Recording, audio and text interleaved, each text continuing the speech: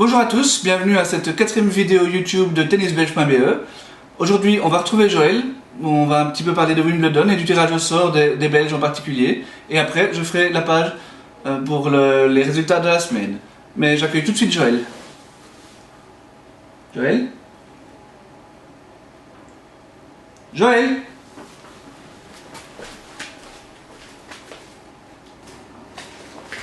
Joël, mais qu'est-ce que tu fais là? Tu m'as dit de recorder ma raquette, tu m'as dit écoute, recorde ta raquette, moi j'essaye mais je comprends pas ce qui se passe. C'est la première fois que ça m'arrive, j'y arrive pas, je sais pas ce qu'elle me fait la Chrissy. Chrissy quoi? Mais Chrissy, Chrissy est verte. Chrissy, c'est ma raquette. C'est ta raquette qui t'a fait ça? Mais oui, c'est pas la première fois que je corde, hein, écoute, je suis pas un débutant quoi. Arrête tes délires, on est occupé à faire une vidéo là. Hein. Mais je sais, je voudrais bien, mais je sais pas ce qu'elle m'a fait. Chrissy, qu'est-ce que tu m'as fait hein? On n'a pas que ça à faire, je t'attends. Hein. Ouais, j'arrive. Pourquoi tu m'as fait ça hein? Maintenant j'ai l'air d'un... Hein? Devant tout le monde. Quoi? Ah, j'ai pigé. T'aimes pas le synthétique. J'ai compris. T'aimes pas le synthétique. Ok, promis, je te mets un boyau. Bon Joël, tu viens? J'arrive, ça y est, je m'en suis sorti. Je retire le cordage carrément, je mettrai un boyau. Ok, bon, on va surtout parler de Wimbledon, hein, c'est quand même pour ça qu'on est là. C'est juste. Donc, le tirage au sort des Belges, David Goffin. Moi je dis plutôt positif, premier tour très abordable sur le papier en tout cas, contre un Argentin, Horacio Zeballos. Qui n'est pas un foudre de guerre sur le gazon. Attention quand même, il sort des qualifs, donc il est en confiance, 3 victoires d'affilée. Contre des joueurs, les bons joueurs de gazon? Les 2 premiers tours, plutôt des spécialistes de terre. 3e tour quand même contre Ivan Dodig, qui avait quand même fait un 8e de finale en 2013 ici à Wimbledon, donc c'est quand même un bon résultat. Ok. Et après pour David 2e tour contre Liam Brody ou l'Australien Matosevic, c'est très abordable aussi. L'Australien et le Britannique, au début on se dit c'est des bons joueurs de gazon, mais j'ai regardé un peu le résultat sur la surface, c'est pas exceptionnel. Donc normalement David doit s'en sortir en 3-7, peut-être 4. Puis au 3e tour, Robredo. Un gros morceau, mais sur le gazon, c'est évidemment la meilleure surface pour le jouer, je pense. Oui. Et un éventuel 8e de finale contre Wawrinka, c'est peut-être la meilleure surface pour affronter le Suisse aussi. Oui, mais il est en super forme, il a pris confiance et bon, ça reste le 4e mondial, donc bien sûr David doit croire en ses chances, mais ça reste un match très compliqué. Ouais, le 8e, disons que le 8e est l'objectif. Ouais. Et attention quand même, au 3e tour, ça pourrait ne pas être Robredo. J'ai vu qu'il y avait Baghdatis dans le tableau de Robredo. Baghdatis qui sait jouer sur le gazon et qui est un petit peu la bête noire de David cette année. Oui, donc tout à méfiance. Passons à Steve Darcy. Steve Darcy, là, lui par contre c'est un mauvais tirage. L'Espagnol Lopez a déjà prouvé plusieurs fois à Wimbledon qu'il était très à l'aise sur le gazon, 2 fois quart de finale si mes souvenirs sont bons. Finaliste encore l'an dernier à Hertogenbosch. Un des rares encore faire service volé à Wimbledon. Tout à fait. Très bon joueur de gazon. Et Darcy n'est pas très en confiance. Depuis sa blessure, il a perdu un match très serré en qualif sur le gazon. Donc il n'a pas non plus de repères. Donc, je crains malheureusement qu'on doit se contenter d'un seul tour pour Steve. En même temps, bon, les gauchers espagnols à Wimbledon, ça lui réussit bien, donc on peut toujours rêver, mais c'est vrai que Lopez, c'est un gros morceau. Ruben, il joue également en espagnol, Bautista Agut. On pourrait croire que c'est un bon tirage, mais c'est un espagnol qui se débrouille très bien sur le gazon aussi. Il a fait très bon résultat à Hertogenbosch aussi, pas cette année, mais l'année dernière. Oui. Cette année, il a perdu au premier tour à Hertogenbosch, mais contre Mahut. Premier tour au Queens également, mais 7-6 au 3e contre Verdasco, donc ces résultats ne sont pas vraiment... ne reflètent pas réellement sa valeur sur le gazon. Je dirais que c'est un premier tour piège, surtout que Benelman... Bautista Agut est quand même top 20, on n'en parle jamais, mais c'est quand même un solide joueur. Et on sait que Ruben n'a pas tendance à se mettre beaucoup de pression, et c'est un match où ça pourrait se jouer sur quelques points. On croise les doigts, mais ça va être dur. Après, s'il faut réussir un exploit contre une tête de série pour Ruben, c'est ce genre de joueur-là contre lequel ça peut passer, quoi. Tout à fait, c'est d'ailleurs Wimbledon qu'il avait réussi à battre Berloc, sa meilleure performance de sa carrière jusqu'ici, donc croisons les doigts. Ok. Bon, ben passons aux filles maintenant. Oui, tout à fait. On va commencer par Van Eyck Van, je suppose. Alison, hein, après son parcours à Roland Garros, il y a beaucoup d'espoir qui repose sur elle. Elle est top 50 et numéro 1 belge maintenant, donc c'était notre favorite. Oui, elle a un premier tour à mon sens abordable contre l'américaine Matt Exans, qui est surtout performante en double cette année, avec victoire à l'Australian Open et Roland Garros quand même. En simple, ses résultats jusqu'ici n'étaient pas très bons, mais attention tout de même, elle est sortie des qualifs. Donc elle a pris de rythme sur gazon, elle a probablement repris la confiance en simple aussi. Donc faudra avec son expérience, c'est peut-être quand même un premier tour piège. Oui, mais je pense qu'Alison a les armes maintenant pour s'en sortir. Voilà. Deuxième tour. Deuxième tour, ce serait Ana Ivanovic, ah oui. Demi-finaliste à Roland Garros, mais pas très à l'aise sur gazon. Oui.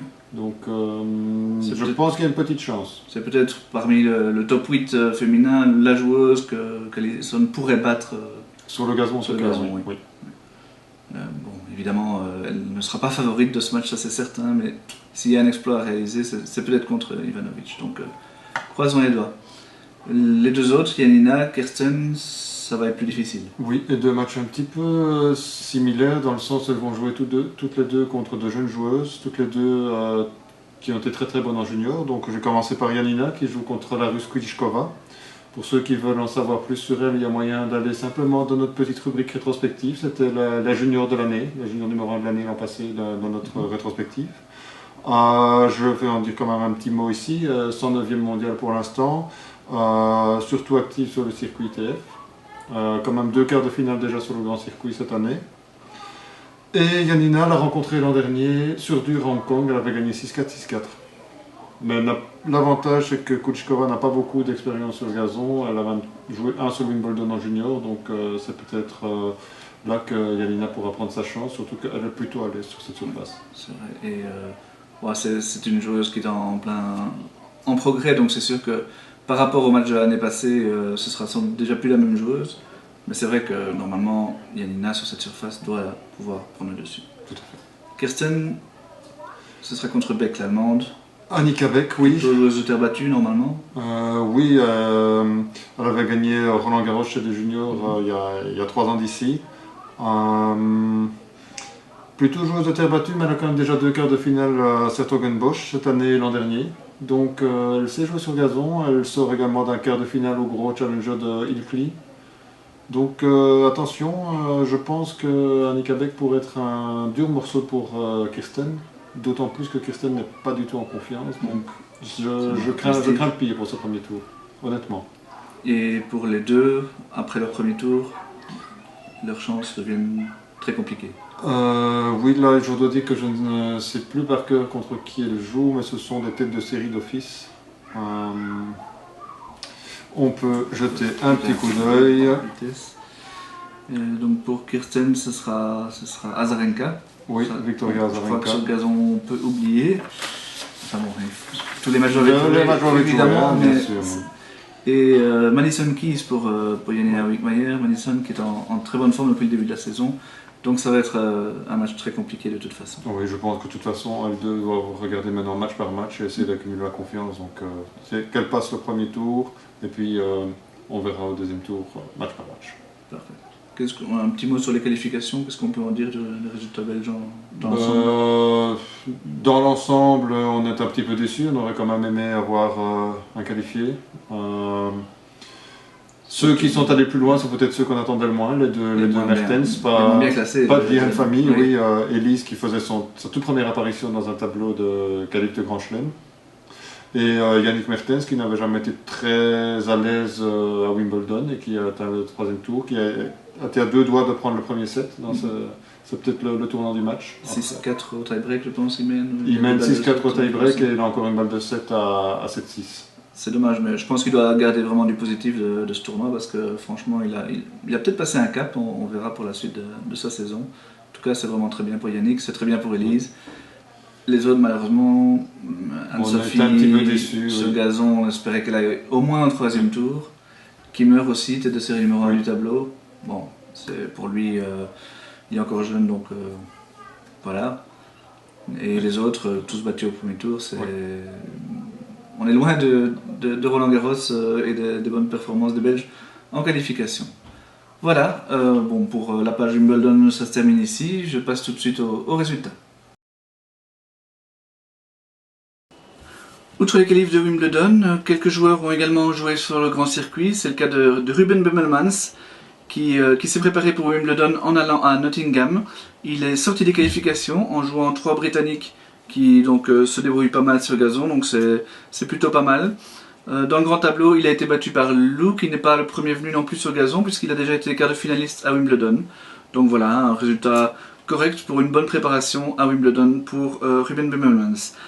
Bien moins bonne préparation pour Kirsten Flipkens et Janina Wickmeyer, qui après déjà avoir connu des fortunes difficiles sur gazon depuis 2 semaines, elles ont encore perdu au premier tour des qualifications à Eastbourne. C'est vraiment très difficile pour elles en ce moment. Et bon, on espère un sursaut à Wimbledon, mais le tirage au sort ne leur est pas forcément favorable pour ça. Je passe au Challenger. En Challenger, bien, les joueurs qui jouent principalement sur ce circuit-là étant en qualification à Wimbledon, il y a vraiment très peu de résultats à noter. Juste Arthur de Greef qui a joué à Milan et qui a été battu au 2e tour des qualifications. Donc un résultat plutôt mitigé pour lui, il peut faire mieux à ce niveau. Chez les filles, dans les 25 000 $, Clark Liebens a été battu au premier tour à Lenzerheide, ce qui commence à être vraiment inquiétant car c'est quand même la 7e défaite d'affilée pour Clark.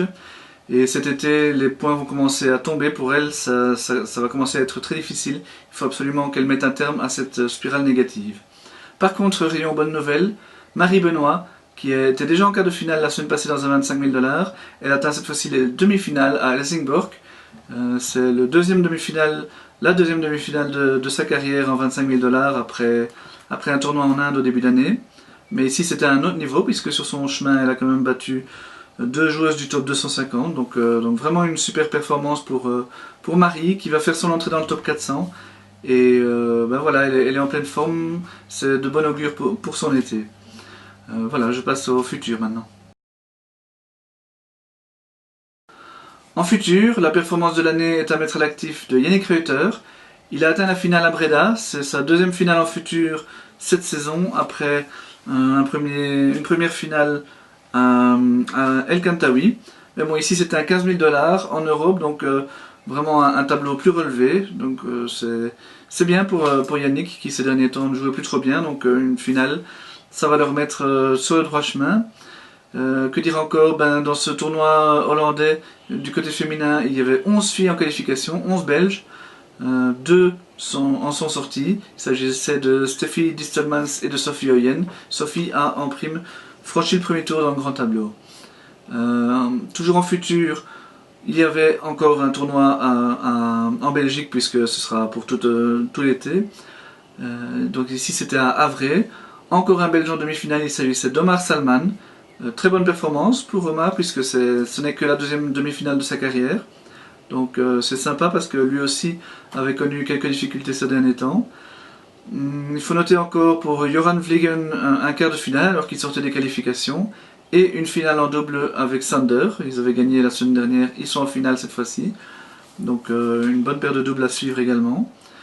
Par contre, au niveau des déceptions dans ce tournoi, il y avait beaucoup de joueurs belges qui étaient tête de série, ou en tout cas qui avaient vraiment de bonnes chances dans ce tournoi, et la plupart ont perdu au premier tour. Donc Julien Dubail, Alexandre Folly, Romain Barbosa ou Jonas Merckx étaient vraiment normalement vus comme les favoris, et ils ont tous été battus au premier tour. Donc dommage pour les organisateurs, parce qu'ils auraient certainement aimé avoir certains d'entre eux dans les derniers tours et en finale notamment, et dommage surtout pour les joueurs parce que c'est une occasion de prendre des points évidemment qui est ratée pour eux. Toujours au rang de déception, Julien Canigna, on espérait que ça aille mieux après sa demi-finale à Binche, mais voilà, il a encore perdu au premier tour à Toulon. Ça commence à faire beaucoup pour Julien. Je vais donner un petit coup sur les juniors maintenant. Et les juniors, cette fois-ci j'en parle vraiment bien parce que c'est la vraie satisfaction de la semaine. Il y a surtout Lara Salden qui a remporté son 3e titre chez les juniors, mais cette fois-ci c'était un grade 2. Les 2 premiers en début de saison elle les avait gagnés dans des grades 4. Ici c'est un grade 2 en Allemagne à Bochum. Donc super performance, et avec ces 3 titres déjà cette saison, Lara qui n'a que 16 ans et aura encore 2 ans junior après cette saison, s'annonce vraiment comme une des plus grandes espoirs de la Belgique. Et voilà, donc tout ce qu'on pouvait dire pour Lara, mais vraiment à suivre dans les prochains mois et les prochaines années. Autre belle victoire, celle de Seppe Kuipers, qui jouait à Madia en Tunisie. Il s'était imposé la semaine passée en Tunisie, toujours à Kelebia, toujours en grade 4 cette semaine. Il remporte de nouveau le tournoi, et cette fois-ci il signe en plus la victoire en double. Donc une quinzaine vraiment très productive pour Seppe. Lui aussi, il vient juste de fêter ses 17 ans cette semaine même. Et donc c'est vraiment un joueur qui s'affirme et qu'on devra revoir, notamment l'année prochaine. Il pourrait nous valoir quelques très belles satisfactions. Et puis après, évidemment, on le suivra chez les pros. Toujours à Madia, il faut encore noter le quart de finale de Juliette Bastin chez les filles. Il y avait aussi un tournoi en Belgique chez les moins de 16 ans. C'était la Christophe Legen Youth Cup à Schaerbeek. Bon, les joueurs belges s'y sont plus ou moins bien débrouillés, mais une joueuse est vraiment sortie du lot. Il s'agit de Manon Meulenberg qui a atteint la demi-finale en simple et la finale en double. Donc belle performance, elle n'a que 15 ans, on la reverra également. Voilà, comme on est dimanche, pas de points sur les classements cette semaine. C'était un petit peu difficile de faire à la fois les pronostics de Wimbledon et le point sur les classements. Donc pas de problème, les points sur les classements vous l'aurez dans la prochaine vidéo, puisqu'il n'y aura pas de classement intermédiaire en plein Wimbledon, donc le week-end prochain. Mais je ferai un point sur les classements de ce lundi, et en même temps, avec Joël, on débriefera les résultats des Belges à Wimbledon. Ceci clôture notre 4e vidéo déjà, on vous remercie de nous suivre toujours aussi nombreux, et à la semaine prochaine.